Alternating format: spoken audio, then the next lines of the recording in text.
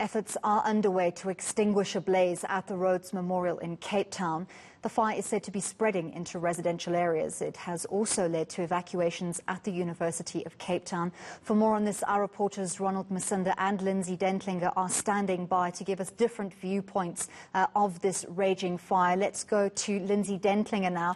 Lindsay, are you still on the M3 embankment where that fire is currently building up on the embankment opposite where Rhodes Hospital is located?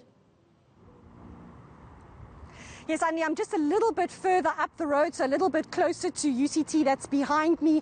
You can see how the Table Mountain National Park is smouldering, lots and lots of smoke, and now the ash starting to float about in the air. So where we spoke a little bit earlier, that's now turned into a very smoky area. The blaze there not so big. These are all parts that were obviously burning earlier in the day, and so now really just smouldering, and the wind fanning the smoke, moving southwards to what behind all that smoke now is the UCT campus, where the fire has been blazing and jumping further and further down the road. I understand that some of the very old school on the lower main road near the lower campus of UCT, sports facilities and the like now being threatened by the blaze, and as you say, now moving closer to residential areas where students from the university are also housed and have been evacuating during the day. I can see buses of the UCT University transporting students. Not quite clear right now where they're going, but people have been asked if they can at all to assist and to take in students who have now been forced to evacuate. But as you can see, no traffic now on the M3, just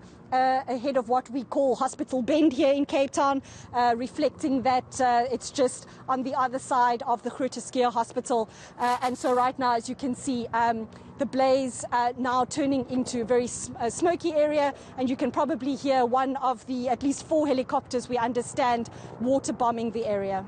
Lindsay, can you set the scene for us, for those of us who are not familiar with Cape Town? What level of residential areas are close to both UCT, to Rhodes Memorial and to Rhodes where you now are?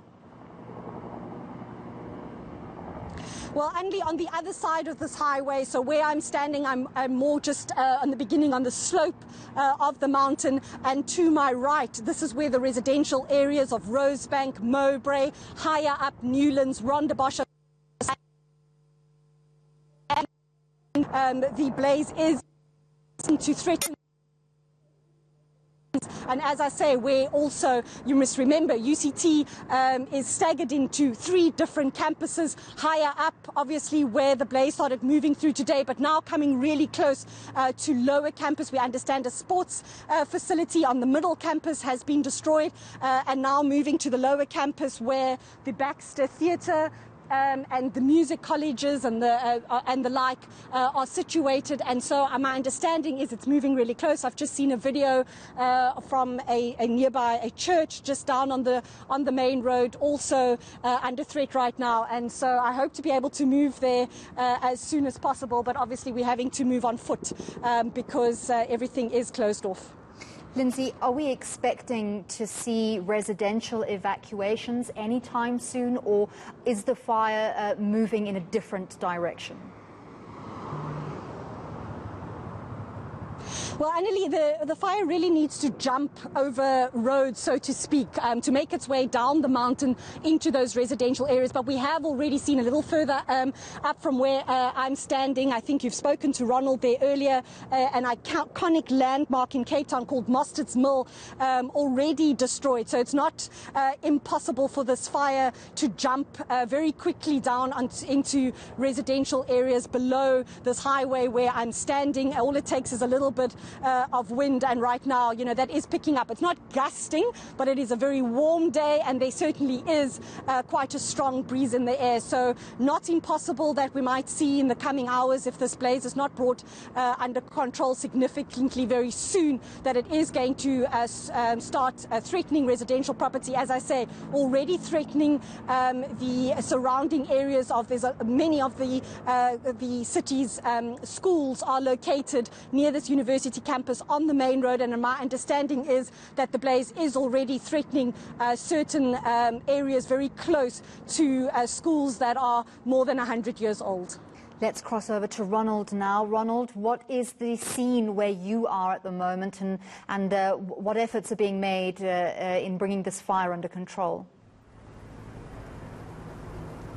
Well, Anli, we are near Rhodes Memorial, and we saw this is probably the dozenth time we've seen a helicopter fly over carrying water. We are near the windmill that has completely been gutted due to the fire, and quite a number of properties nearby. Many people have now been allowed to at least step out of their homes and to see the destruction that this fire has had on many properties near their homes. And I'm going to ask my colleague Asana, maybe just to pan across to the right. We can still see the fire in this windmill, completely destroyed by the fire, this windmill, and several other properties. Emergency vehicles continue to drive down this road.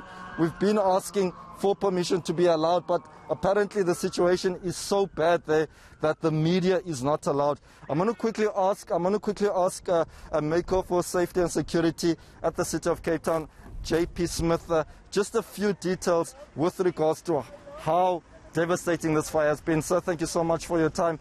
Just briefly tell us the impact of this fire. I mean, the measure of an incident is whether there's loss of human life, and at the moment, thank goodness, there is none. We have 2 firemen injured at this stage, one of the city firefighters at Christian Barnard and one of the working on fire volunteers at Vincent Pelotti. As you can see, quite a lot of property damage at the moment. The tea room and restaurant at Rhodes Memorial damaged, and the Mostert Mill, our oldest mill in the country, and several of the thatch roof buildings adjacent, all gone. That's irrecoverable heritage assets. And we'll have to see the extent of damage at UCT's premises. There are several of those buildings that have flammable gas and other storage facilities which are still there. And obviously, so that makes it more complicated for the fire staff to have to work around. And they are there at the moment. Several of those buildings have been damaged, mainly because of the creepers that acted as a fire source. Probably still too early to call in terms of the amount of damages, but in terms of the evacuation efforts, how many people perhaps can you estimate have been evacuated? Where are they staying? And what kind of support are they receiving? Yeah. I'm not aware of any specific evacuations yet. People have voluntarily evacuated. The last notice I saw from disaster management indicated that no specific evacuations were necessary, except that people were asked to withdraw from any mountain trails they were on, which makes sense in the context of the fire. Obviously, some of these buildings will not be usable again, but they're not residential facilities. At this stage, quite a lot of fire resources on scene, about 150 firefighters here with 26 vehicles over 6 divisions, plus working on fire, plus sandparks as staff. So quite a lot of volunteer wildfire services, quite a lot of resources in the area. All 3 aerial appliances have been going since early this morning, and a lot of fire damage. The fire started here on the side of Philip Khosana, and the source of it at this stage is unclear, but we'll have more information on that later. All right, we're going to go to that. Quite a substantial amount of people on the ground trying to extinguish this fire. Earlier on we were reporting 60, but now you're saying 150. City alone. City. Excellent, thank you for the clarity. In terms of the investigations, how will you approach these investigations? Could you, at least at this stage, perhaps, can we assume that it could have been caused by a human being? No, all fires are caused by human beings. There are no fires that are not caused by human beings. Very rarely you will have a lightning or a train track sparking something, but fires are caused by people.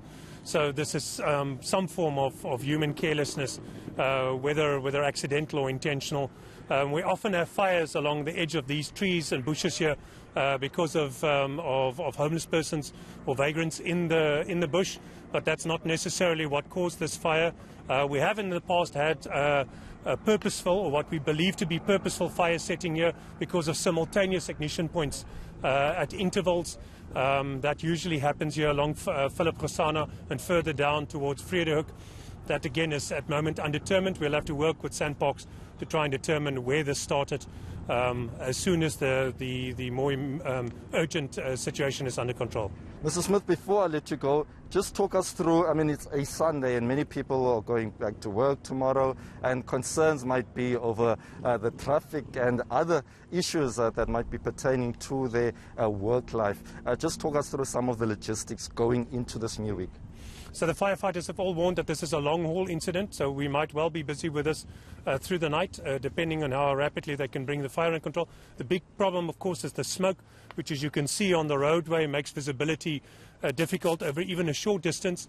So there might well be traffic impact tomorrow morning, and we'll have to see how that plays out, but we will issue advisories through disaster management and fire throughout the evening. All right, Mr. J.P. Smith, thank you so much for your time. And I can say that I won't be able to hear you at this stage because my phone is off. I'm hoping that you can hear me. But as you can still see, rescue efforts continuing to our far left. Firefighters continue to try and stop this blaze. As J.P. Smith mentioned, there's a lot of smoke, and we've also been advised as drivers to also switch on our headlights as the visibility is quite bad, especially on this road on the M3 onto my far right. There's quite a lot of smoke and also a lot of destruction to property further down. We've been trying to get into that area, but the fire is so bad, we've been told by rescue services that at this stage they are not allowing the media, but we will continue trying to show the viewers exactly what is happening further down this area. Thank you very much, Ronald Masinda and Lindsay Dentlinger, bringing us on the scene reports of that continuing fire in Cape Town. We'll continue to bring you updates live from the scene at the top of the hour.